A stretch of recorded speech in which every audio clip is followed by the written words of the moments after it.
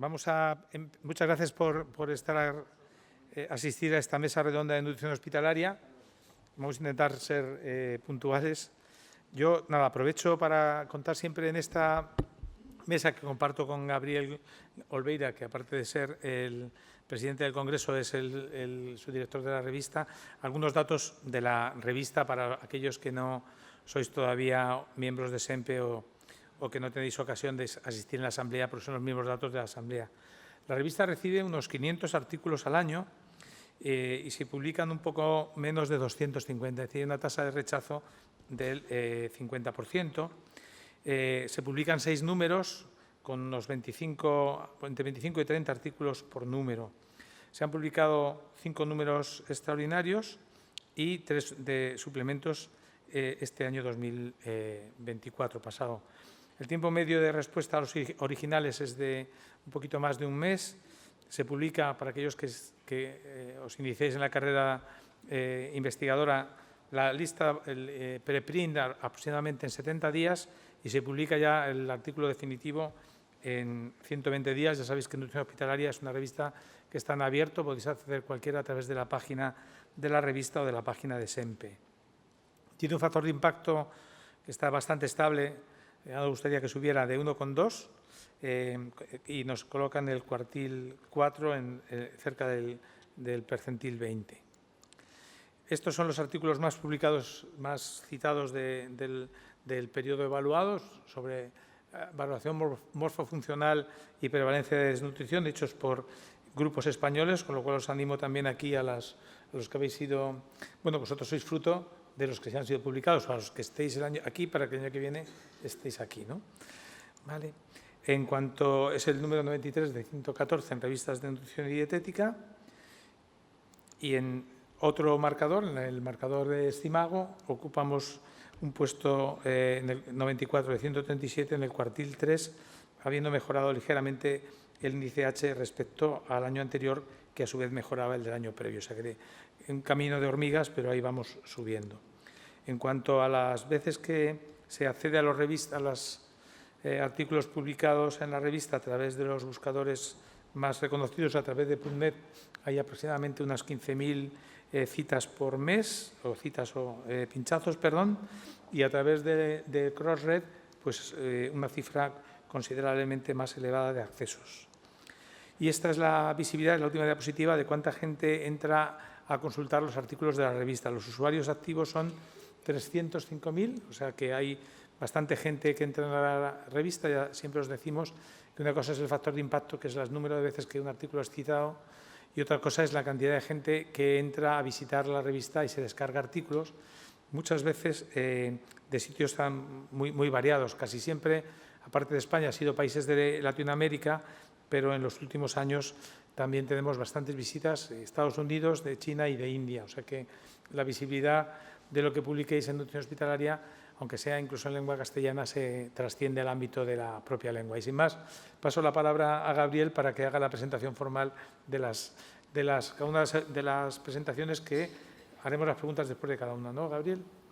Sí, las cambiaremos un poco de orden. Bueno, primero daros las gracias por estar aquí.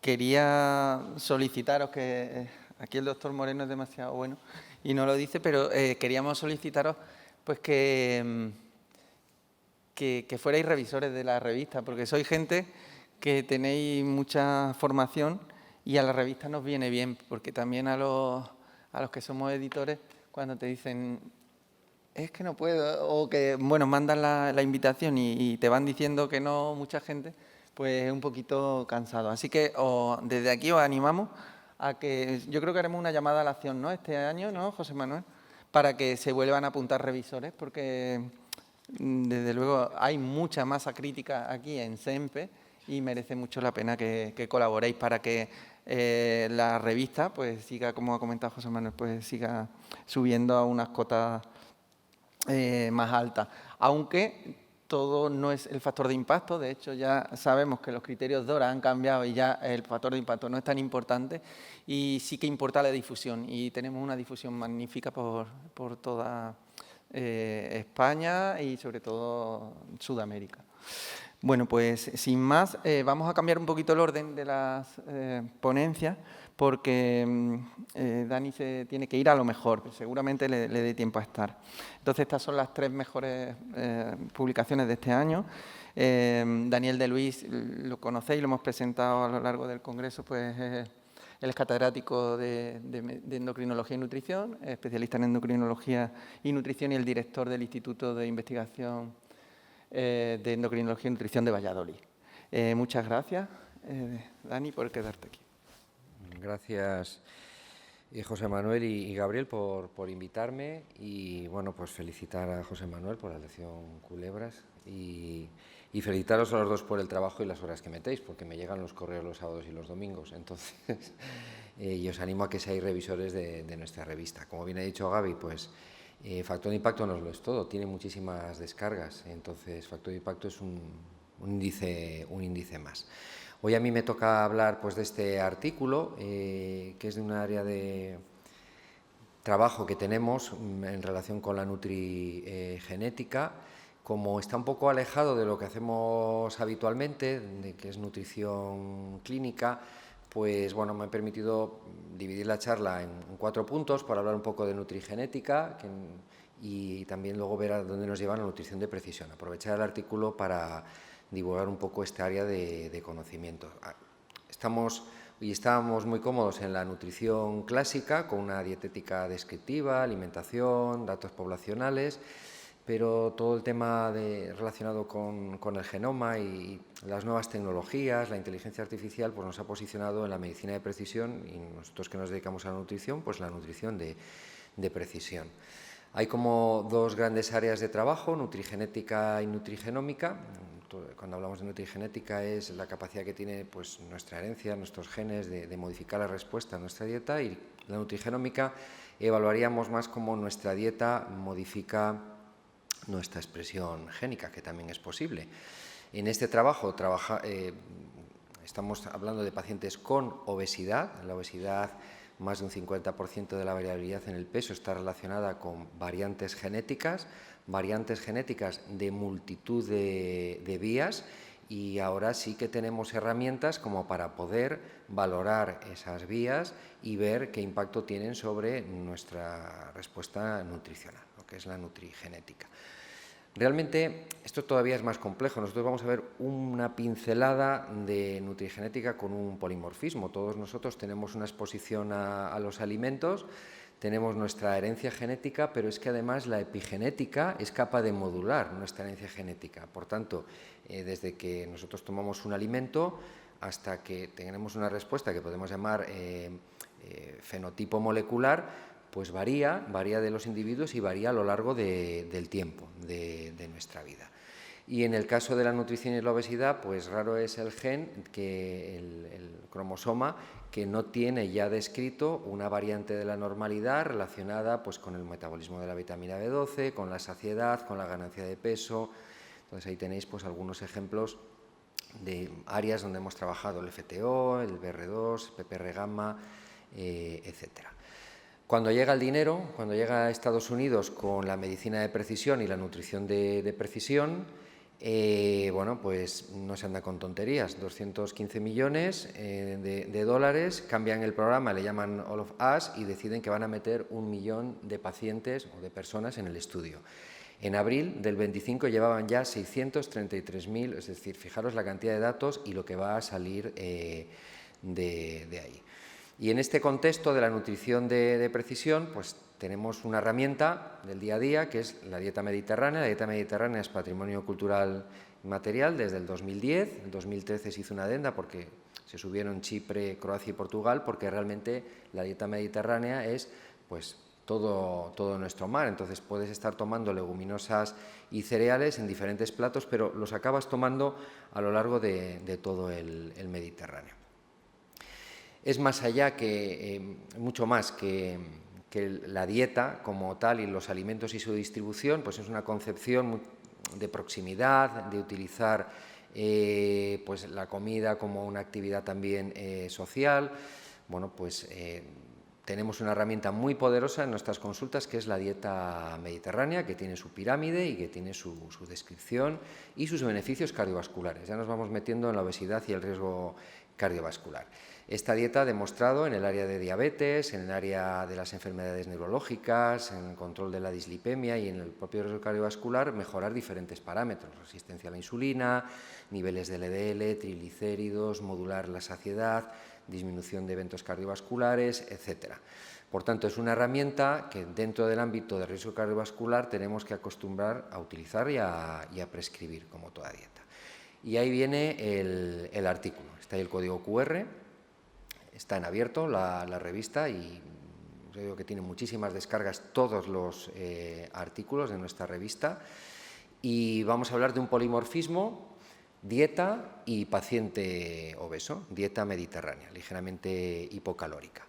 Realmente el genoma pues son 4 letras y como decía el premio Nobel francés, Jacques Dussault, realmente el genoma de una bacteria, un hombre, un rosal o un elefante se diferencia en el orden de esas 4 letras y ahí está el quid de la cuestión.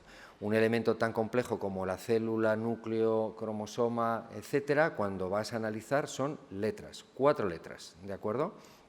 Entonces nosotros en este caso evaluamos polimorfismos y decidimos evaluar dentro del gen de decorina, un polimorfismo que no, un gen poco conocido que genera una proteína, un proteoglicano rico en leucina de la matriz extracelular, que parte tiene funciones en cuanto a la matriz, en inflamación, en angiogénesis. Está poco descrito, pero de los pocos artículos que hay de este grupo tenían descritos 6 polimorfismos y uno de ellos se asociaba con los niveles de resistina. Entonces estábamos ante un gen que generaba una proteína a nivel de la matriz, de los tejidos y del tejido adiposo con varias funciones descritas y en algún artículo pues había una relación con la diabetes. Entonces, bueno, pues nosotros nos metimos de cabeza, como solemos habitualmente en la investigación hacer un pequeño panel de adipoquinas, pues valoramos qué podía suceder. Y la resistina es como el patito feo de las adipoquinas, ¿eh? Entonces, en resistina la hemos valorado en modelos de intervención de bariátrica, de dieta hipocalórica. Sabemos que es una adipoquina generada por un gen que está en el cromosoma 19, que hay una serie de polimorfismos descritos relacionados con su gen, pero nos llamaba la atención que un gen en principio alejado en otro cromosoma estuviera relacionado con los niveles de resistina. La resistina pues es la mala de la película, es la antiadiponectina, por así decirlo. De hecho, tiene la capacidad de disminuir los niveles de adiponectina y promueve inflamación, la secreción de interleuquina, empeora lo que es el patrón lipídico y aumenta el riesgo cardiovascular. Bueno, teníamos nuestra seroteca, nuestros 1000 pacientes, se genotiparon esos pacientes. Es un polimorfismo poco frecuente, juntando el alelo salvaje en forma de heterocigosis frente a la homocigosis, mutante, y junto a la homocigosis mutante solo teníamos un 16% del grupo de pacientes estudiados. Por tanto, no tiene una gran prevalencia.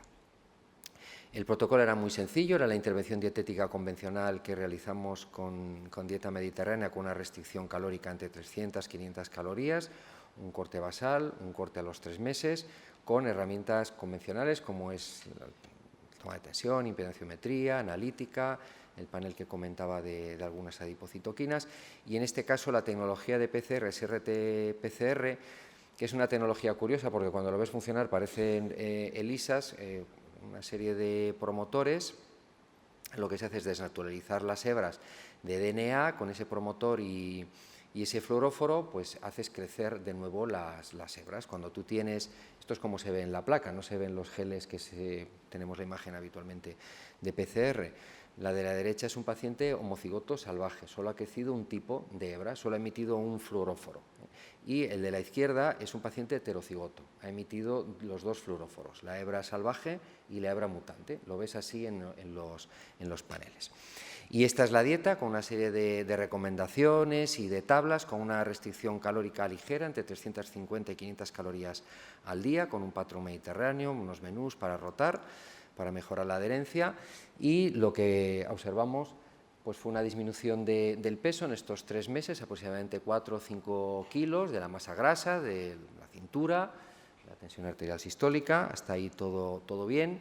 Pero los pacientes con el alelo mutado no mejoraba la resistencia a la insulina, ni los triglicéridos, ni la proteína C reactiva. De hecho, esos pacientes ya partían de unos valores más elevados de triglicéridos, de insulina y de resistencia a la insulina frente al otro grupo, sin tener diferencias significativas en el peso, ¿de acuerdo? Y en el análisis de las adipocitoquinas, la leptina disminuyó en los 2 grupos de pacientes, la resistina solo disminuyó en el grupo de pacientes sin el polimorfismo, y es más, los pacientes con polimorfismo pues, también tenían unos valores al inicio y al final del estudio superiores que los pacientes sin el polimorfismo. Lo que podemos decir es que en estos pacientes obesos con el polimorfismo del gen de la decorina, partimos de una situación basal peor metabólica al tener mayor resistencia a la insulina, mayores niveles de resistina, y a pesar de la pérdida de peso, esa resistencia a la insulina y niveles elevados de resistina no se corrige, y tampoco conseguimos mejorar otros parámetros como puede ser los niveles de triglicéridos o la proteína C reactiva. Es decir, me marca un perfil de paciente que aunque pierda peso, con mi intervención dietética, tiene una peor respuesta metabólica. ¿Y dónde nos puede llevar todo esto? Porque realmente esto es un granito de arena, es una genética y un polimorfismo. Si nosotros nos vamos a las tablas convencionales que estamos acostumbrados a manejar, por ejemplo, la Sociedad Europea de Arteriosclerosis, con las recomendaciones para un paciente con riesgo cardiovascular, pues vas viendo que disminuyen las grasas trans, aumenta la cantidad de fibra, bueno, pues todas las recomendaciones que nosotros utilizamos en la consulta. Pero realmente, con lo que conocemos ahora, esto ya no sirve. Lo de para todos, café para todos, no sirve, dicho en castellano. Tenemos que pasar del plato saludable al plato de la nutrición de precisión. Y ahí tenemos, además de los alimentos, pues todo el esposoma, toda nuestra genética, epigenética, etcétera. De hecho, en esta revisión nos dicen que muy bien en cuanto a las recomendaciones de omega 3, de pescado, de raciones de cereales, pero todo eso hay que pasarlo por el tamiz de la genética del paciente.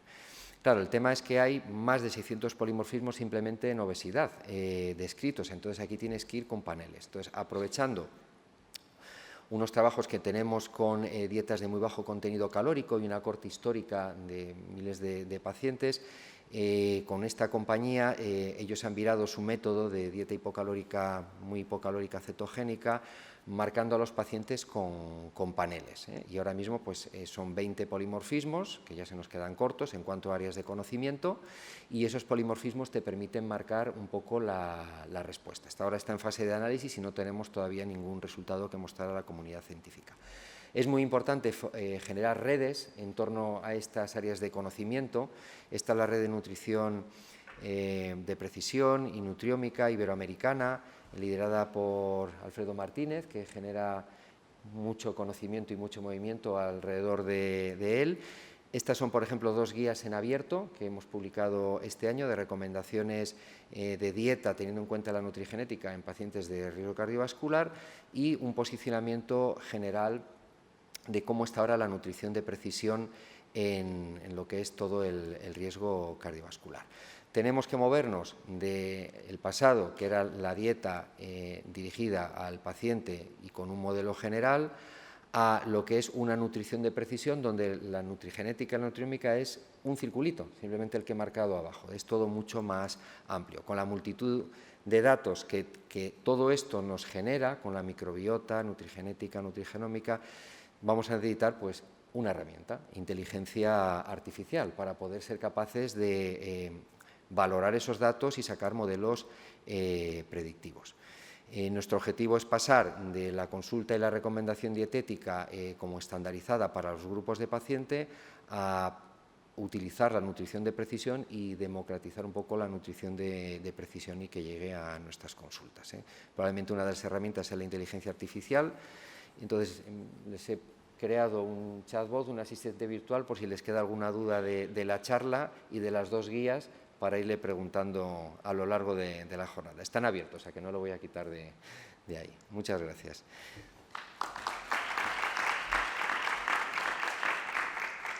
Vamos a hacer preguntas detrás de cada ponente, así que si alguien quiere hacer alguna pregunta a Dani.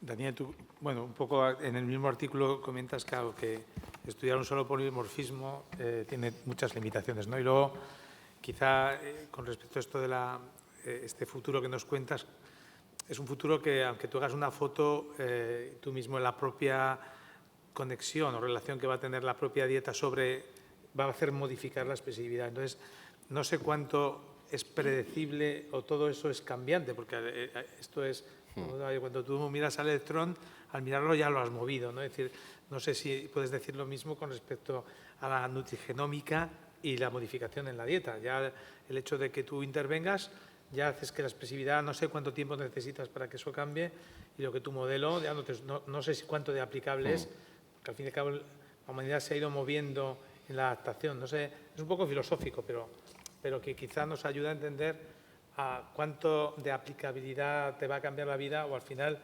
aunque ya sé que tienes que volver al plato inicial y decir, sí, haz ejercicio, come menos, muévete, y luego ya veremos lo demás, ¿no? Bueno, cuando el ponente dijo que mirabas el electrón y se movía, entonces ya nos ha destrozado muchos. Bueno, lo que hay que intentar es, siempre tenemos en la consulta, y no solo para el paciente obeso, pacientes que tú ves que no responden a algo que lo estás utilizando en todo tu grupo, ¿no? Entonces, ese paciente tiene que tener algo, si está cumpliendo bien tus recomendaciones, que explique. Entonces, muchas veces, y lo vemos con los hipolipemiantes, los antihipertensivos, y detrás de eso pues hay un polimorfismo, una batería de polimorfismos. Entonces, es necesario tener esa información.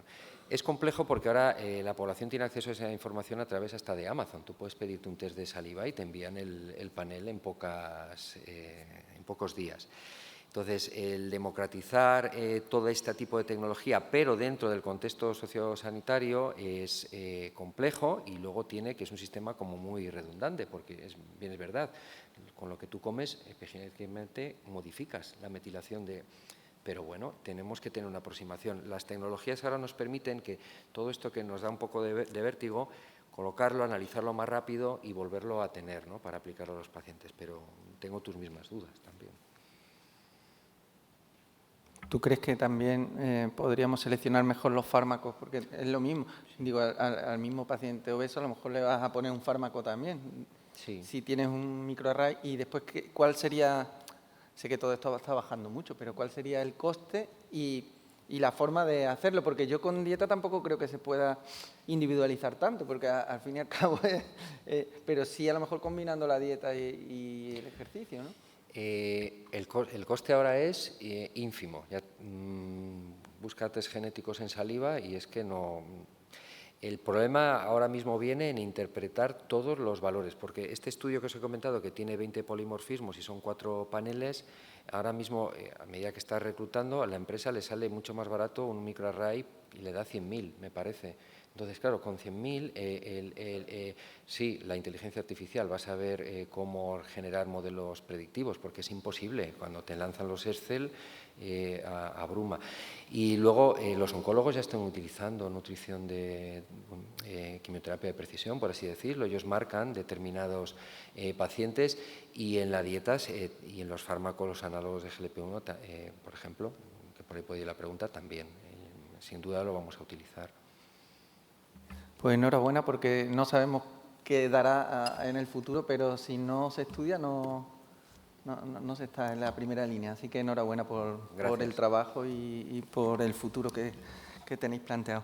Bueno, perdón, la segunda ponente es Bárbara Romano. Ella es dietista nutricionista que trabaja en el Hospital Clínic de Barcelona lleva más de 20 años dedicándose a nutrición renal y, bueno, forma parte del grupo de nutrición de la Sociedad Española de Nefrología y de la Sociedad Catalana de Nefrología. Muchas gracias, Bárbara.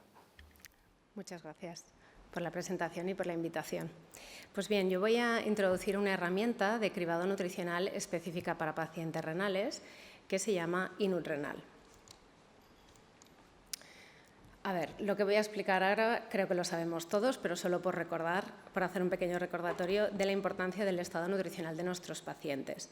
Es una causa de morbimortalidad innecesaria que durante el ingreso aumenta un porcentaje importante el estado nutricional, la depleción del estado nutricional de nuestros pacientes y que muchas veces van asociados a patologías como la disfagia, como las neoplasias, pero también la enfermedad renal. Entonces, específicamente en nuestros pacientes, pero la verdad es que podríamos extrapolarlo a otras patologías, pues existe una alta incidencia de hospitalización con una prevalencia de desnutrición de estos pacientes ingresados. Y esto también asociado a que durante el ingreso pues, las ingestas están disminuidas y demás. Y todo esto al final se traduce tanto en un aumento de la morbimortalidad de nuestros pacientes como de un gasto económico y unas estancias más largas, como vemos en esta infografía del Predices, que ya tiene unos años, pero que también se demostraron estos números muy similares en el estudio del 2019 del Sedreno.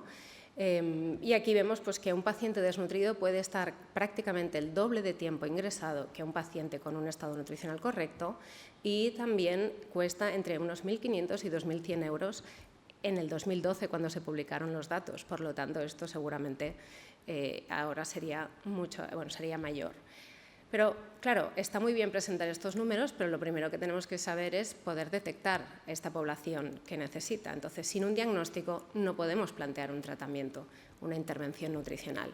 Y para ello, lo primero es cribar. ¿Qué ocurre? En nuestros pacientes renales, el estado nutricional, o en este caso la desnutrición, es algo más compleja. ¿Por qué? Porque está muy asociado tanto al estado inflamatorio, que va por la propia enfermedad como por el tratamiento renal sustitutivo, que hay un riesgo de sarcopenia, de infecciones, de enfermedades cardiovasculares muy aumentado en esta población y toda esta situación empeora. ¿Qué quiere decir? Que el estado nutricional, por mucho que alimentemos correctamente, por mucho que nutramos a nuestros pacientes, sus requerimientos están aumentados. Es una situación catabólica que tenemos que trabajar en conjunto para que esto se solucione.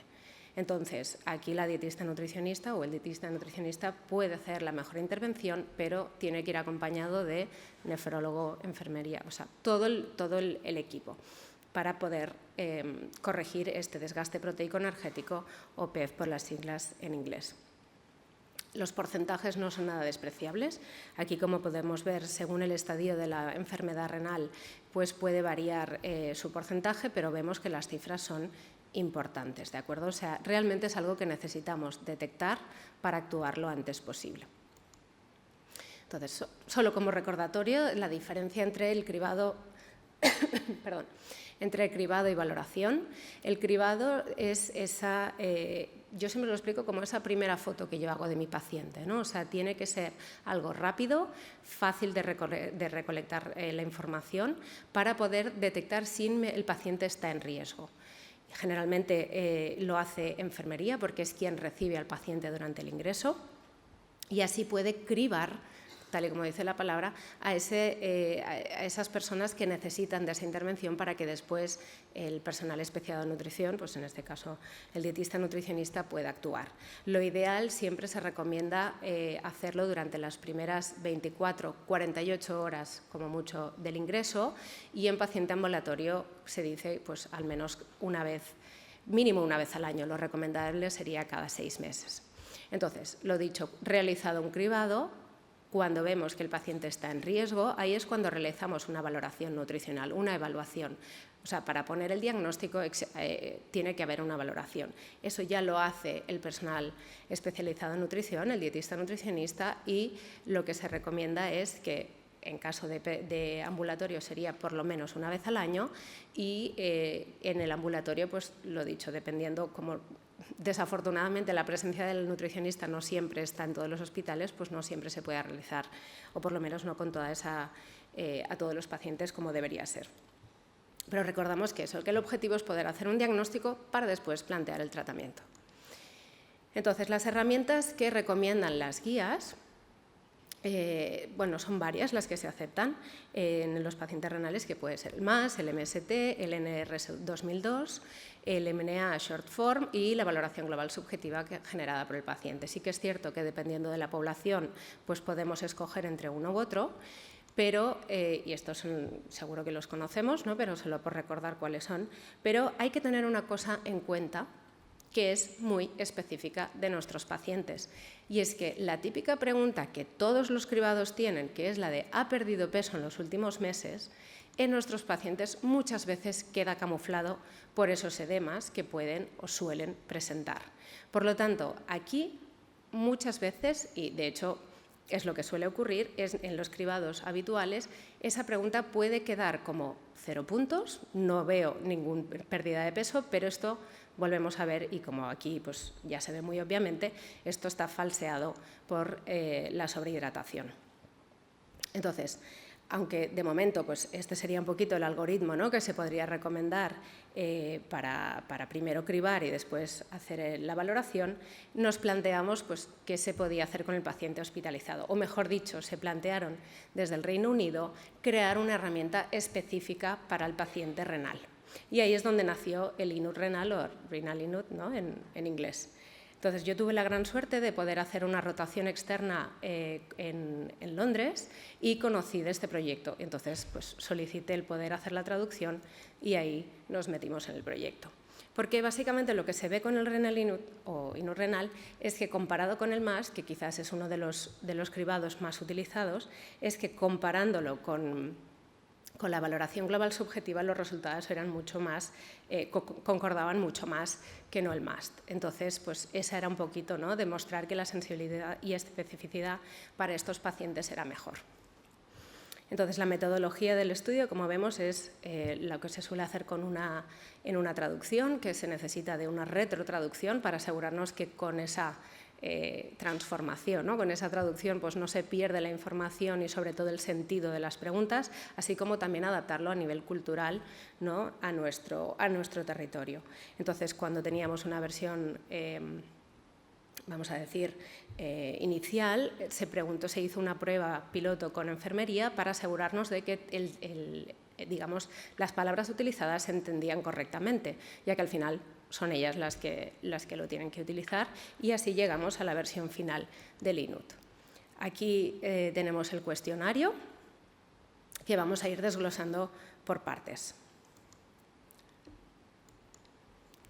Entonces, vemos que la primera parte habla un poquito más de la parte antropométrica. Recordemos que los cribados tienen que ser rápidos, no tienen que incluir datos analíticos y demás, porque eso ya es complicarnos. Entonces, vemos aquí la gran diferencia con otros cribados, que hablan de la diferencia de peso al ingreso y peso habitual o peso seco. Quien no esté habituado al paciente renal, cuando están en diálisis, el peso seco es aquel peso de la salida de diálisis, en caso de la hemodiálisis o de diálisis peritoneal, cuando no tienen el líquido de diálisis. Entonces, ese digamos que es su peso más real, por decirlo de alguna manera. Y, por supuesto, pues esto se calcula, se pide la altura, se calcula el IMC, pero ahí tenemos una diferencia. Entonces, ¿por qué? Porque ese peso podría ser modificado con el edema. Y después tenemos las preguntas, que estas sí que son, vamos a decir, muy similares a las de otros cribados, donde vemos pues, si el paciente ha perdido peso de manera involuntaria con respecto a su peso seco habitual, si tiene aspecto malnutrido o un IMC igual o inferior a 20. De hecho, recordemos que en el paciente renal, por debajo de un IMC de 23 ya se considera que está en riesgo, pero a diferencia de lo habitual, que sería un 18,5, para nosotros 20 ya es peligroso, por esto este dato. También se pregunta si toma suplementos nutricionales, ya que puede haber estado ingresado últimamente o que se haya considerado necesaria la suplementación. Entonces, también es otra manera de poder detectar si este paciente está en tratamiento o lo necesita. Y luego, por supuesto, la pregunta de si ha disminuido su ingesta, así como su apetito. Según los resultados que se obtienen, pues se clasifica el paciente para decidir cuál sería la actuación en los siguientes días, teniendo en cuenta, pues, como otros cribados, ¿no? Que si la puntuación es 0, en principio no hace falta hacer nada. Con una puntuación de 1 está en riesgo, sería interesante monitorizar, por ejemplo, la ingesta del paciente, la evolución del peso de los próximos días, y en caso de que la puntuación fuese de 2 o más, ya sería una derivación para poder hacer una valoración más completa. Entonces quedaría así. Este sería el algoritmo, digamos, completo.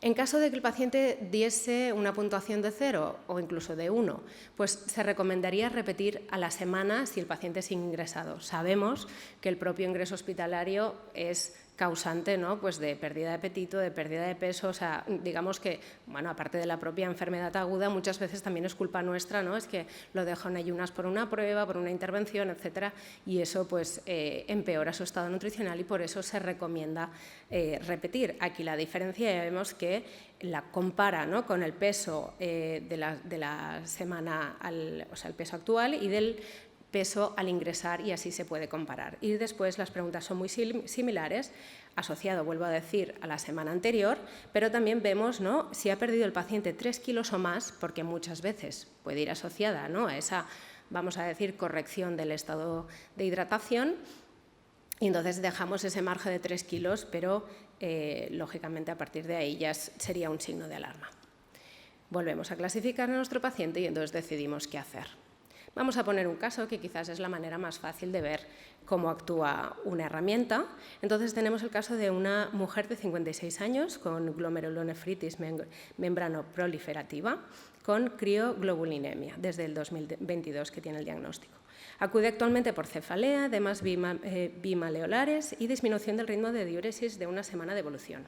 A nuestra valoración, tendencia a la hipertensión arterial y edemas bimaleolares. Analítica con deterioro leve de la función renal. Entonces, la orientación diagnóstica marca a los médicos que sería de una recaída de su patología y una probable gamapatía monoclonal de significancia incierta, no presencia al debut de la enfermedad. Bien, después de estas palabras que realmente son muy... Vamos a ver cuáles son los datos que presenta esta paciente. Bien, el peso al ingresar es de 75 kilos. Claro, si valoramos otros cuestionarios que hemos dicho, yo me quedo con este dato, calculo su IMC y a mí me sale que está bien. Pero si a mí me avisa de que su peso habitual, incluso a lo mejor hace una semana, era de 70 kilos, yo ahí ya pongo un signo de alarma, ¿no? O sea, para mí ya es algo que me está detectando un posible cambio importante. Entonces, es verdad que a la primera pregunta contestaríamos que no, la segunda parece que tampoco, y tampoco toma suplementos, por lo tanto, todo bien. Pero sí que nos comenta que su ingesta ha reducido, ¿de acuerdo? O sea, comparada con su ingesta habitual es peor, así como el apetito. Entonces, aquí hemos visto, son 2 puntos y ya derivaríamos. Físicamente, la paciente no hubiésemos dicho nada. Lógicamente, no tenemos a lo mejor analítica ya en el primer minuto, entonces tampoco lo hubiésemos detectado o incluso puede que saliese correcto. Pero aquí ya vemos que hay datos que nos hacen poner atención a esta paciente.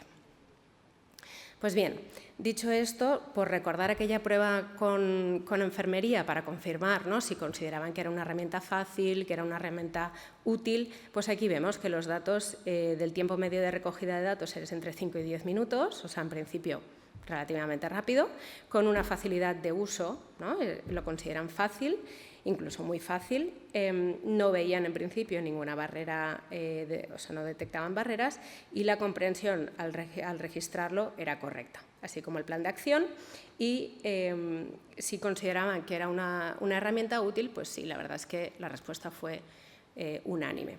Entonces, aquí vemos las características de la población del estudio en una N de 48 pacientes, donde vemos que la edad media, la verdad es que quizás es más joven de lo que esperamos. También hay que decir que en esta población incluimos pacientes de trasplante renal y eso también pues baja la media, donde la mayoría eran hombres, un 25% presentaban diabetes, quizás comparado con lo habitual en nefro pues no es especialmente alto, pero también vemos que el índice de Charlson es de 4,79. Entonces, la albúmina está quizás un poquito por debajo de lo recomendable, que podría estar también asociado a la PCR, que vemos que está algo elevada.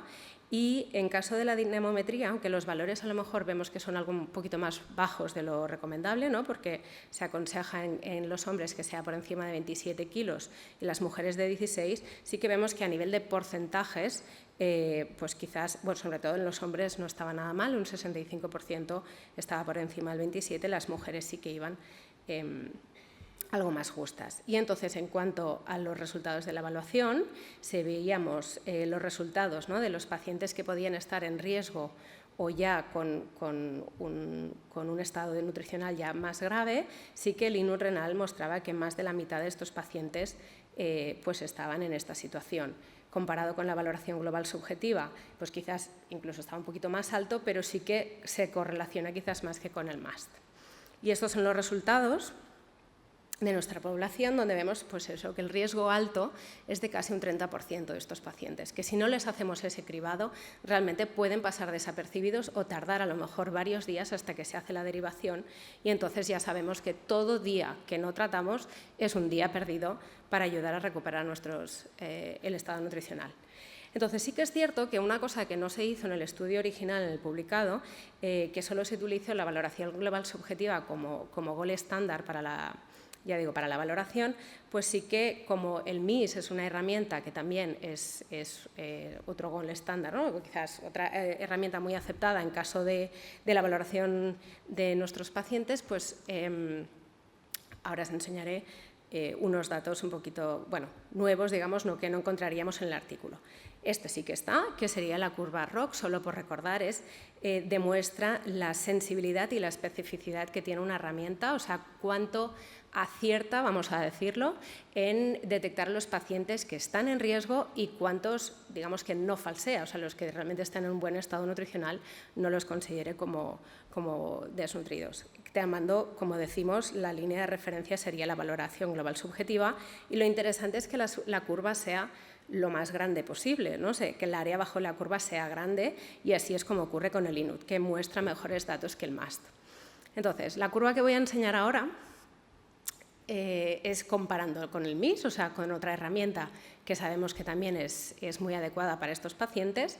Entonces, datos preliminares, que nadie se la tome muy en serio, primero porque la N es pequeñita, después porque la verdad es que yo tenía ganas de presentar estos datos y, bueno, como las cosas de Palacio suelen ir muy despacio, todavía estamos en proceso de poder implementar esta herramienta en nuestro hospital.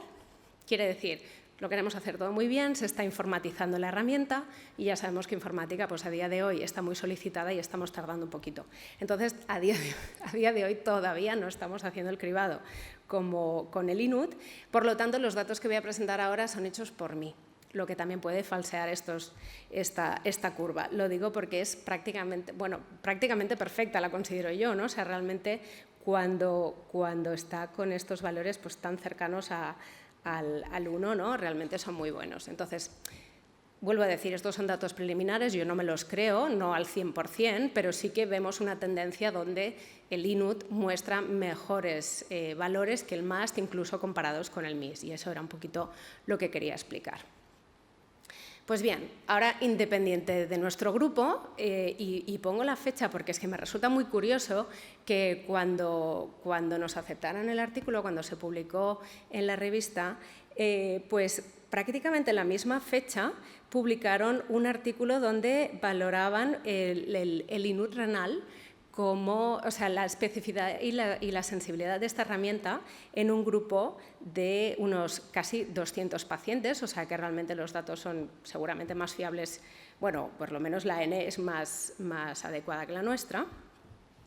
Y vemos aquí que sí que es verdad que detectan que los datos del INUT renal, en este caso, tienen una buena especificidad, quizás falla un poquito en lo que viene a ser la sensibilidad, pero vamos a decir que, por lo que explican en este artículo, en general son unos datos bastante adecuados. O sea, vuelvo a decir, grupos independientes, porque si no recuerdo mal era hecho en China, o sea, tenemos del Reino Unido, tenemos de China, tenemos de España, y los resultados, pues en general, son de que es una herramienta bastante adecuada. No solo eso, es que la última actualización de la ESPE, en donde habla del paciente renal ingresado, también incluso recomienda el uso del INUT renal por su especificidad y sensibilidad. Por lo tanto, creo que es una herramienta que nos puede resultar muy útil, que realmente es al estar pues, pensada especialmente para nuestra población, para la población renal, es una herramienta que nos puede ayudar mucho y detectar mejor a los pacientes, y es algo que en los nuevos capítulos de Nefrología al Día, donde se hacen pues, como una guía, ¿no?, de cómo actuar, los vamos a incluir para que pueda ser una herramienta utilizada en nuestro día a día. Lo que nos gustaría también es poder validarlo en el ámbito ambulatorio, básicamente pues, porque ya que tenemos una herramienta específica, utilicémoslos en todos los ámbitos. Y pues nada, aquí dejo el artículo para quien se lo quiera descargar. Muchas gracias.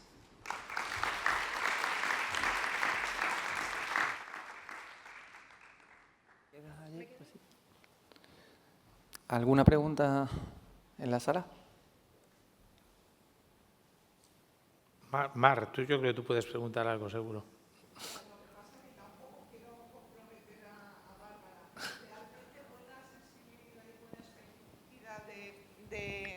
Bueno, soy Mar Ruperto. Te conozco. Y bueno, quería preguntarte, buena sensibilidad y buena especificidad de los datos que has mostrado, ¿qué datos dan los artículos? Es decir, realmente estamos hablando a lo mejor, o área bajo la curva, estamos hablando a lo mejor de un poder mayor del 80%, menor, es decir, ¿qué valores estamos manejando? La verdad es que no recuerdo la cifra, no te podría contestar ahora. Lo siento, porque debería saberlo, pero no recuerdo. Y otro de los aspectos, por ejemplo, es con respecto a la primera validación, digamos, de la herramienta con la valoración global subjetiva. Entiendo que de base lo que hicieron fue coger la valoración global subjetiva modificada, adaptada a enfermedad renal, no la que está validada para paciente oncológico. Sí, sí, sí. Vale, por lo menos para entender un poco. Eso sí, por supuesto. La verdad es que desde el punto de vista de práctica asistencial, para implantarlo en la planta de nefrología, para que la enfermería haga un cribaje previo, a mí me parece esencial, porque en cierto modo, pues eso, el paciente que ingresa luego pues está una semana, 2 semanas, y luego pues llega a diálisis en unas condiciones lamentables, y todo el trabajo y el tiempo que has dedicado previamente, pues realmente luego tardas mucho en recuperarle. Con lo cual, si se puede implementar una herramienta de este tipo, pues bueno, y verle durante el ingreso, pues algo ganamos, la verdad. Sin duda. Yo lo voy a plantear en el hospital también, porque me parece interesante, y bueno, darte la enhorabuena. Muchas gracias.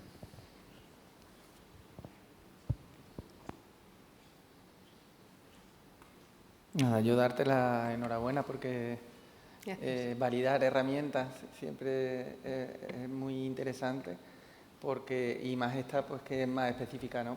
Porque vosotros la que utilizáis habitualmente el MAS, la que está metida en el programa informático es el MAS, porque eso es lo que a mí lo que me gustaría saber. Bueno, ya las has adelantado un poco, ¿no? Que si va a cambiar vuestra práctica clínica el haber hecho este trabajo. Es una gran batalla que tenemos, porque las nutricionistas en general, concretamente estoy en un proyecto dentro de mi hospital para conseguir que se cribe a los pacientes a las 24-48 horas del ingreso. Quiere decir que a día de hoy no cribamos a los pacientes. Entonces, depende del ojo clínico y del interés del personal de enfermería o el personal médico, para que, y afortunadamente tienen esa sensibilidad, ¿no? Que enseguida que dicen, oye, pero claro, a lo mejor han pasado 2 o 3 días. Yo estoy viendo que este paciente está perdiendo peso, no está comiendo. Desafortunadamente, no estamos cribando a nuestros pacientes, que es algo sinceramente terrible. Entonces, por eso también ese interés, ¿no? de querer, y la verdad es que por parte del personal hay mucho interés, pero claro, tiene que ser algo que, como todo lo tenemos protocolizado y en las curas de enfermería les piden 1 millón de tests, de momento, digamos, desde arriba nos está costando que nos den el ok para poder introducirlo como una herramienta más. Ya hemos conseguido introducirlo a nivel informático, está ahí, bueno, en proceso, que ya es mucho, y luego pues la intención es obligar, digamos, a hacerlo obligatorio en ese ingreso. Pues muchísimas gracias. Gracias. Y pasamos ya a la tercera ponencia de Andrea Calderón, que ella también es dietista nutricionista. Ella trabaja en la Universidad Europea de Madrid y es la directora del máster que empezó el año pasado, ¿no?, de Nutrición, Composición Corporal y Metabolismo. Y además forma parte de la Junta Directiva de la SEDCA. Cuando quiera. Muy bien. Pues muchísimas gracias por la presentación y por la invitación a compartir este ratito con uno de los artículos científicos de la revista y a todos por estar aquí. Bien, mi artículo se titula Adhesión a la dieta mediterránea y conducta alimentaria en escolares españoles. Es un artículo original que se enmarca dentro del proyecto de investigación La alimentación y actividad física clave para la prevención de la obesidad en escolares genéticamente predispuestos. Y lo hemos hecho dentro del grupo EPINUT, de Epidemiología Nutricional de la Universidad Complutense, y la SEDCA, además de la Universidad Europea en la que, como muy bien has comentado, trabajo actualmente. Bien, este artículo, por poner un poco en contexto, el proyecto realmente nació con la intención de conocer la prevalencia de obesidad en escolares españoles entre 6 y 16 años, o sea, niños y adolescentes, y, por supuesto, pues los hábitos asociados, dieta mediterránea, de la que ya se ha hablado hoy, actividad física, sedentarismo y demás. Y en un inicio, nada que ver con las conductas alimentarias, que es la parte principal del artículo y de lo que voy a presentar hoy. Pero nos fuimos dando cuenta de la importancia que tenía incluir las conductas alimentarias desde primeras etapas y fue por ello que a partir de la mitad del proyecto, más o menos, incluimos el cuestionario que ahora os pasaré a contar y los resultados de este artículo. El índice que voy a seguir, pues más o menos es el mismo que el del artículo, pero incluyendo datos de otros artículos similares que hemos ido publicando en relación, pues para enriquecerlo un poquito más dentro de la ponencia. Bueno, pues así de arranque creo que no hay ni que dar cifras de obesidad infantil, las tenemos todos más que conocidos, los datos tan alarmantes que hay a día de hoy. El doctor Moreno además ya ha presentado algunos de estos datos en su ponencia anterior, de hecho algunos justamente los mismos, ¿no? Con lo cual, brevemente, pues puedo indicar que en España, según el último estudio Aladino de 2023, estamos en torno a un 36% de sobrepeso más obesidad infantil. Por dar también algún dato alentador, como muy bien has comentado antes, en el estudio estaba Aladino 2019, lo he actualizado a 2023 y he bajado 4 puntos porcentuales. Con lo cual, bueno, parece que vamos en buen camino, pero aún estamos en los países con mayor tasa de sobrepeso y de obesidad. Y un dato interesante es que casi siempre estamos evaluando el índice de masa corporal en niños y adolescentes con los puntos de corte adaptados, por supuesto, pero que cada vez se está viendo más que va creciendo la obesidad a nivel abdominal y el grado de adiposidad de estos niños, que no siempre queda reflejado en el índice de masa corporal. De hecho, se estima que 1/3 de estos niños quedan infradiagnosticados por el IMC. Les sale un peso acorde a su altura bien, en percentil, pero que luego están cada vez acumulando más grasa a nivel visceral, ectópico, o sea, en la zona abdominal, pues la más peligrosa a nivel cardiometabólico. Y, aunque no es parte principal de este estudio, sí que en la misma población de muestra que os traigo, analizamos esto mismo e indicaros que tuvimos un 35% de exceso ponderal, casi los mismos datos que Aladino, pero en este caso con una población también adolescente, 6 a 16 años, utilizando los puntos de corte de Cole. Pero cuando comparamos con la obesidad a nivel abdominal, según el índice cintura-talla, con los puntos de corte de escolares españoles de Marrodán, nos salió un 46,6% de obesidad infantil. Y cuando miramos el exceso de adiposidad evaluado por plicometría, de nuevo con los puntos de corte de Marrodán en escolares españoles, nos salió que un poquito más de la mitad de la muestra tenía exceso de grasa corporal, pero no todos eran diagnosticados con ese IMC. Sabiendo de nuevo que esta es la grasa más peligrosa a nivel cardiometabólico. Y este estudio, que siempre me encanta poner, y me ha hecho gracia porque en la ponencia anterior el doctor Moreno también ha indicado este dato, sabemos a día de hoy la importancia que tiene la detección precoz de las primeras etapas de la vida, porque se estima que el 55% de los niños con obesidad van a ser adolescentes obesos y de ellos el 80% lo va a seguir siendo cuando sean adultos. Con lo cual, cuanto antes empecemos, más podemos prevenir no solo la obesidad, sino esas complicaciones que cada vez están apareciendo en edades más tempranas. Y es que hay muchos aspectos que ya se van evaluando, hígado graso, hipertensión arterial, que ya van apareciendo cada vez más pronto, y otros que se evalúan menos, como la inflamación crónica, la baja masa muscular de estos niños, la disfunción mitocondrial asociada a que los niños ya parten de una baja flexibilidad metabólica, que ayer también el doctor Butragueño habló de ella y fue también muy interesante en su ponencia. Entonces, o empezamos desde ya o vamos por muy mal camino, ¿no? Dicho esto, nos vamos a lo que podemos modular, que son los hábitos. Entonces, nosotros nos centramos en los hábitos dietéticos, evidentemente en ver el grado de adherencia a la dieta mediterránea, que ya bien sabemos que nos estamos alejando de ese patrón. Menos vegetales, menos legumbres, menos frutos secos, pero como la nutrición es muy compleja, esto no es como hacer deporte o no. Esto es que si dejamos de comer algo es porque lo estamos cubriendo, estamos ocupando su lugar con otros productos que evidentemente bien sabemos que son los ultraprocesados, que han aumentado sus cifras en un consumo de un 11 a un 31%, según este estudio, según otras cifras, pero todos con la misma tendencia. De hecho, tenemos ya datos de que hay niños que el 50 al 70% de las kilocalorías que comen cada día viene de productos ultraprocesados de baja calidad. Hasta aquí no creo que os haya dicho nada especialmente nuevo, pero lo que sí que cada vez se está estudiando más es que el consumo tan alto de ultraprocesados se relaciona, modula las conductas alimentarias de estos niños, hasta el punto de que se está viendo que pueden alterar por alteraciones metabólico-hormonales el apetito, la saciedad de estos niños, son productos muy hiperpalatables, con lo cual comes más, mayor glotonería, comen más deprisa, cuanto más deprisa comen más tarde te sacias, y además cada vez hay una mayor exigencia por los alimentos, o sea, son niños más quisquillosos que rechazan los alimentos tradicionales. Y esto puede ser modulado por la alta ingesta de productos ultraprocesados. Y también a la inversa. Estas conductas alimentarias, evidentemente, modulan las elecciones alimentarias de estos niños, teniendo una relación bidireccional compleja, que los niños es todavía más compleja de detectar, porque como luego ellos no siempre pueden elegir qué comer o cuánto comer, sino que sus conductas muchas veces pues, se van a frenar, limitar por lo que los padres le pongan en el plato, a lo que tengan acceso, a lo que no, pues todavía pueden ser más difíciles de detectar. Bien, pues por ello el objetivo principal de este estudio, en este caso no es establecer causa-efecto porque es un estudio transversal, era conocer esa relación entre comportamiento alimentario de estos niños y la calidad de su dieta evaluada por la adherencia al patrón mediterráneo.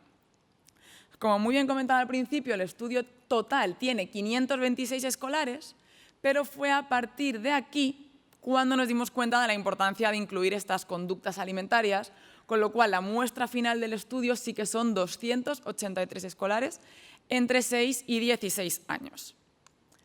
¿Qué medimos? Pues medimos su composición corporal, hábitos dietéticos con KidMed, conducta alimentaria con el cuestionario CBQ, que ahora pasaré a mostrar porque probablemente sea el menos conocido, y luego fuera de este estudio, pero hago mención porque luego daré algún dato adicional, también evaluamos el riesgo poligénico a obesidad de estos niños con 35 SNPs. Estableciendo puntuaciones de riesgo genético. Y bueno, factores familiares y perinatales que sabemos que también pues, tienen un importante papel. Cuestionario KidMed, todo el mundo lo conocemos, podemos directamente pasarle. El cuestionario CBQ es el cuestionario de comportamiento alimentario infantil. Sabemos que a día de hoy hay muchos de ellos también se orientan más a trastornos de la conducta alimentaria, en este caso no. Es un cuestionario que busca más conocer las conductas pro y anti-ingesta de mayor tendencia a la obesidad o al contrario en los niños, por supuesto respondido por padres o tutores legales. Son 35 ítems que están de manera desordenada a propósito.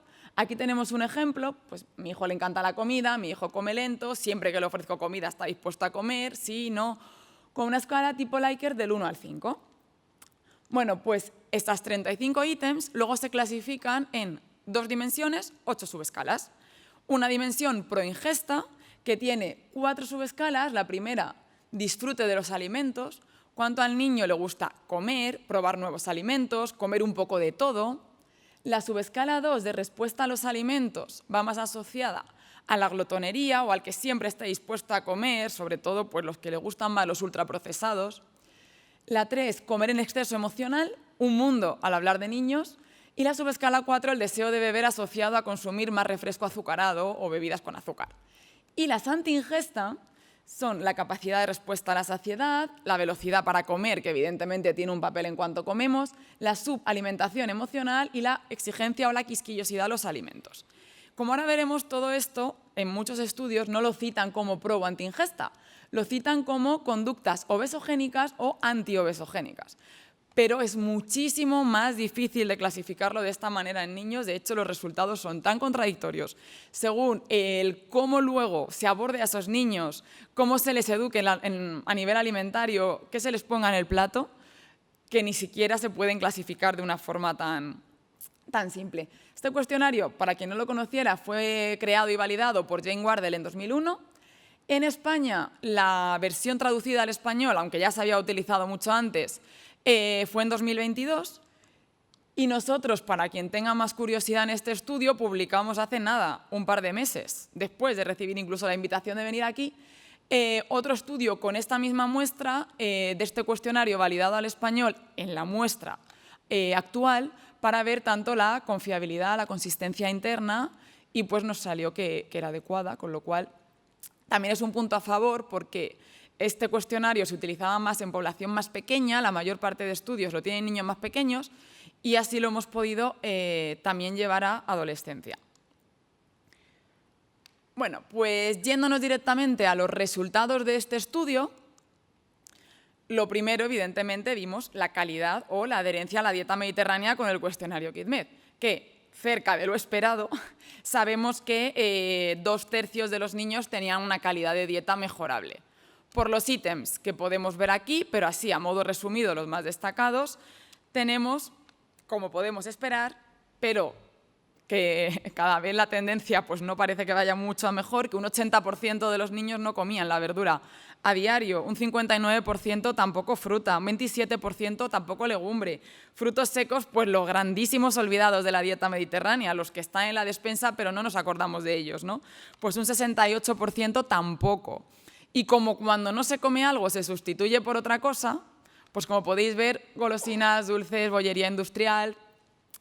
Y los datos yo creo que podrían ser peor, teniendo en cuenta que hay una pregunta del KidMed con la que yo siempre me peleo, que es la de los cereales del desayuno, que cuenta como punto positivo, pero es cierto que probablemente no sean copos de avena integral lo que están tomando estos niños, sean todavía más cereales azucarados, todavía una peor calidad de desayuno, ¿no? Bien, pues dentro de que sabemos que la dieta mediterránea se asocia a mejorar todo en resumen, y la obesidad infantil, por supuesto, los datos más significativos lo encontramos justo con la obesidad abdominal que estamos mencionando. Alta adherencia a la dieta mediterránea, 51% menos de riesgo de obesidad abdominal. Y dijimos, muy bien, vamos a ver qué relación tiene esta dieta mediterránea con las conductas alimentarias. Entonces, por un lado evaluamos el global, adherencia a la dieta baja, media, alta, colores como un semáforo, con cada una de las 8 subescalas a ver qué pasaba. Y luego hicimos lo mismo uno a uno con cada uno de los ítems del KidMed para ver si ya no solo las conductas se asocian a comer mejor o peor, sino qué grupos de alimentos son los que se comen más o menos en función de los resultados. Y bueno, yo evidentemente aquí os voy a traer los datos más destacados, no vamos a ir uno a uno con todos. Pero dentro de las subescalas del cuestionario, los dos más destacados fueron los siguientes, y además los más contradictorios y que más nos hicieron reflexionar a la hora de establecer la discusión. Primero, mayor disfrute por los alimentos, que os recuerdo que implicaba que el niño aceptaba más todo tipo de alimentos, comer de todo, pero que era una escala pro-obesogénica, pro-ingesta, se asociaba con 2 veces mayor calidad de dieta, con lo cual ahí puede chocar un poco al principio, ¿no? Y, por el contrario, la mayor exigencia a los alimentos, los niños más quisquillosos, con 1,86 veces peor calidad de dieta. Pero recuerdo que esta última subescala es una escala anti-obesogénica, con lo cual, por eso digo que pueden chocar ahí un poco los resultados. Cuestión, nos vamos a ver por qué y nos vamos a la literatura a entender un poco, ¿no? Bueno, pues sí que el alto disfrute por los alimentos se debió a que comen, entre otras cosas, 2 veces más verdura y 2 veces menos dulces y golosinas. Vale, hasta ahí tiene sentido, evidencia previa nos cuenta lo mismo, que sí, que los niños con más disfrute a los alimentos comen más verdura, más fruta, y bien. Pero otros muchos estudios nos cuentan lo contrario. Niños con más disfrute y más respuesta a los alimentos, pues son los que comen más ultraprocesados, más grasa saturada, azúcar, harinas refinadas en su día a día. De hecho, yendo un poco más allá, si estimamos que los niños de media, bueno, con las encuestas NANE se salió que más o menos un 30% de las calorías diarias de los niños vienen de 2-3 refrigerios día, unas 500 kilocalorías. Bien, pues este estudio de aquí concluyó que los niños con más disfrute a los alimentos, según CBQ, tomaban por 1,2, por 1,3 las kilocalorías en cada ingesta. O sea, que sí que comían más cantidad de kilocalorías. Y dices, muy bien, pues cada estudio dice una cosa. ¿Cómo interpretamos eso, no? En nuestro estudio en concreto, en otro publicado al respecto con CBQ y condición nutricional, que os dejo por aquí, sí que vimos que los niños con más disfrute a los alimentos, que tenían mejor calidad de dieta, tenían mayor riesgo de exceso ponderal. Estupendo. Cuestión que cuando indagas un poquito más en la literatura, ¿qué vemos? Que evidentemente aquí la cuestión está en que la dificultad con los escolares y las conductas alimentarias viene en que ellos no van a poder expresarlas siempre como quieran, porque no son un adulto que compran en el supermercado lo que quieren, van a la cafetería y se pidan lo que quieran. Pero que sí que podemos confirmar que escolares con más tendencia al disfrute por los alimentos son escolares más vulnerables al entorno obesogénico, para bien o para mal, a lo que le echen, por decirlo así, ¿no? Que son escolares que la publicidad infantil de productos ultraprocesados parece que les puede influir peor, que si le dan 2 euros para ir a la cafetería del cole, pues parece que van a tirar por un peor camino. Pero que por el contrario, si se detectan pronto y se dan herramientas a esos padres, tutores, al colegio, puede ser que acepten más una alimentación todavía más saludable y más fácil que niños que saquen peor puntuación en esta encuesta. O sea que al final va a depender más de cómo se aborden que de otra cuestión, ¿no? Y de hecho no nos lo ponen fácil, porque en 2024 a finales salió este estudio que actualizaba cuántos anuncios ven de productos ultraprocesados nuestros niños y adolescentes en España y ven cada día 10 anuncios de alimentos y bebidas poco saludables. Y cuando se ve más de 80 anuncios a la semana, se asocia con un incremento de un 18% más de estos consumos de productos ultraprocesados. Y evidentemente, y aunque no forma parte de este estudio, sí que lo analicé dentro de mi tesis, había mucha diferencia en función del nivel educativo o el nivel de ingresos de los padres. En este caso, aunque la tendencia era la misma en todos los casos, cuando mirábamos a raíz de los factores familiares, sí que los niños con mayor disfrute de alimentos, con mismas medias en estas subescalas, se notaba mucho más que el grado de obesidad era más alto cuando el nivel educativo o de ingresos de los padres era más bajo. Con lo cual, de nuevo, corroboramos más que el cómo los abordemos va a ser lo que determine realmente la calidad de su dieta y no tanto esta conducta alimentaria como tal, ¿no? Y muy similar pasa con la otra subescala que os he mostrado, la exigencia a la comida, que os he mencionado que eran niños con peor calidad de dieta. Claro, pues eran niños que tomaban 2 veces menos fruta, casi 3 veces menos verdura, 2 veces menos frutos secos, 1,65 veces menos aceite de oliva. Comían peor. Pero es una escala anti-ingesta o anti-obesidad. Son niños que en la literatura salen que tienen menor peso, menor grasa corporal que los menos exigentes. De nuevo, la doble cara de la quisquillosidad. Depende de a lo que al niño le permitan, claro. Si el niño come poco, de todo, rechaza todo y le damos el bollo para que al menos coma algo, pues al final acaba comiendo más calorías pero de peor calidad. Y si al niño no se le permite que si se levanta de la mesa y no come, pues luego meriende la nocilla con el chocolate o con lo que sea, pues no va a expresarse de esa manera esta conducta. Lo que sí que tenemos claro es que esta escala es especialmente interesante porque toda la literatura va en la misma línea de que niños más exigentes a los alimentos, niños que en su dieta toman menos vitaminas, menos minerales, menos fibra, menos verduras. Con lo cual, con una dieta hipo o hipercalórica o normocalórica, las deficiencias nutricionales es mucho más probable que estén ahí presentes, con lo cual la detección también ya no va solo por cuánto coman, sino porque no tengan ninguna deficiencia nutricional en su etapa de crecimiento, ¿no?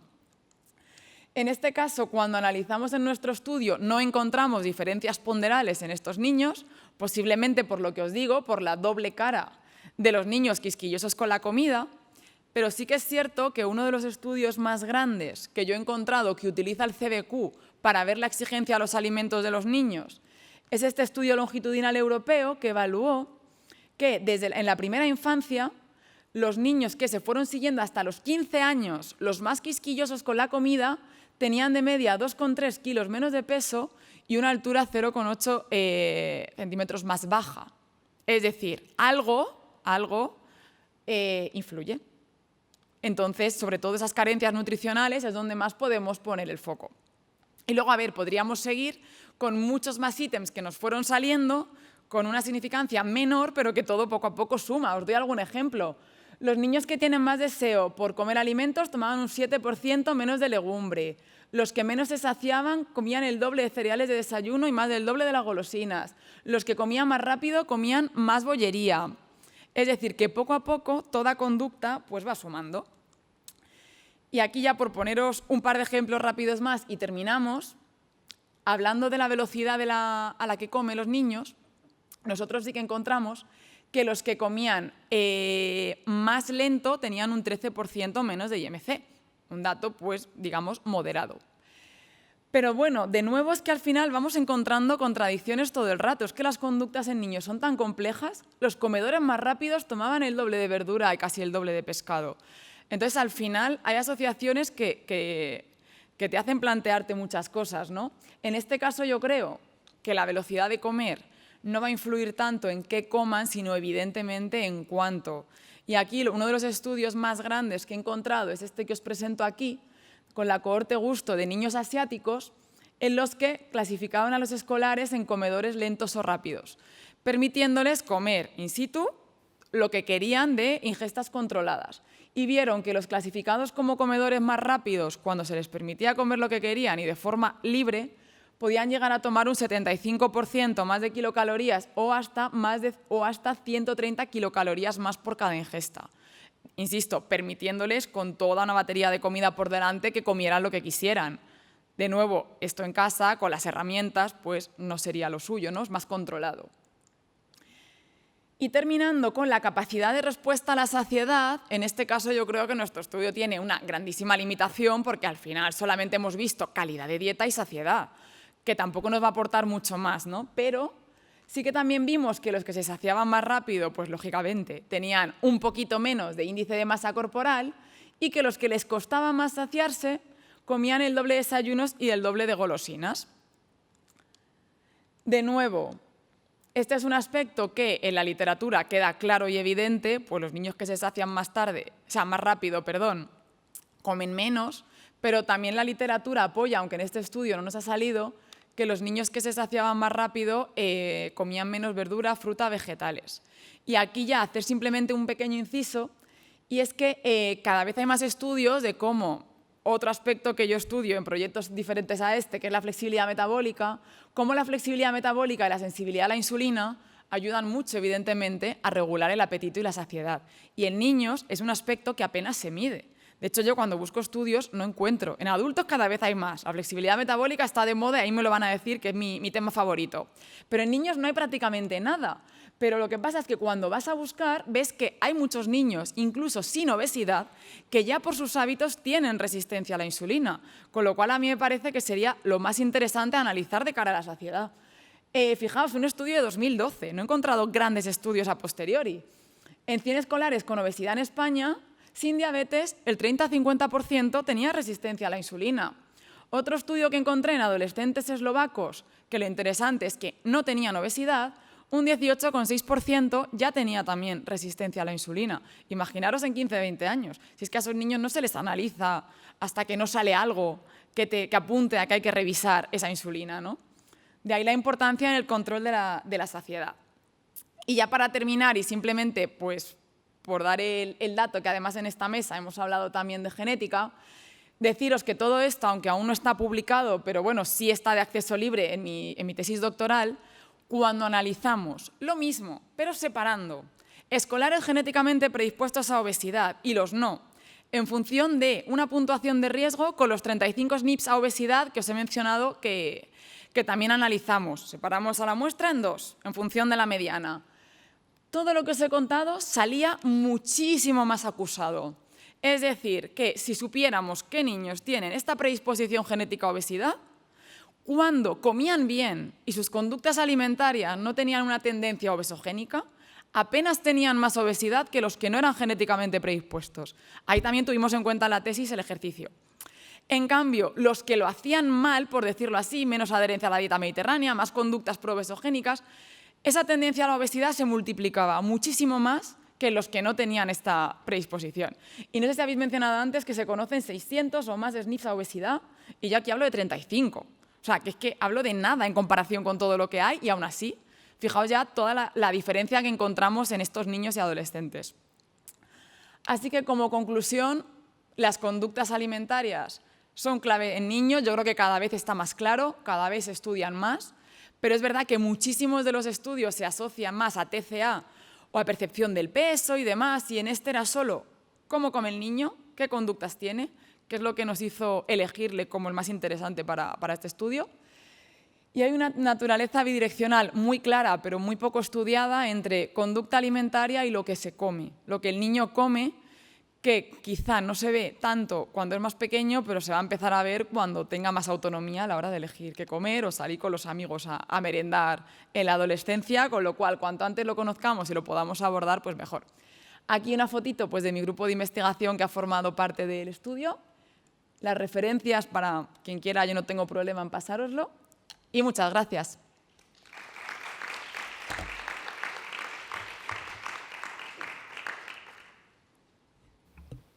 Pues de nuevo, si alguien del público tiene alguna pregunta, y si no, seguro que aquí nuestro... Andrea, ¿tú piensas que el CBQ para adolescentes, porque está pensado más para que los padres respondan sobre las actitudes de los niños? No sé si consideráis que haya que buscar, o sea, es una población que tiene heterogénea por edad, o tiene niños que dependen mucho de lo que cuenten los padres y quizás sí refleja bien las conductas de los adolescentes. Pues ahí vino una pregunta que nos planteamos porque tenemos el AEBQ, que es el que se utiliza en población adulta, y el CBQ en niños. Y los adolescentes están ahí un poco en un vacío en que la mitad de estudios que he leído utilizaban CBQ y la otra mitad el AEBQ. Es cierto que nosotros quisimos unificar y, por tanto, preferimos que utilizar la misma encuesta en todos. Y en alguna revista que mandamos otros artículos del CBQ nos preguntaron lo mismo, nos lo pusieron como... Y por eso de ahí salió el artículo que acabamos de publicar, para ver qué confiabilidad podía tener en los adolescentes, y nos salió bien.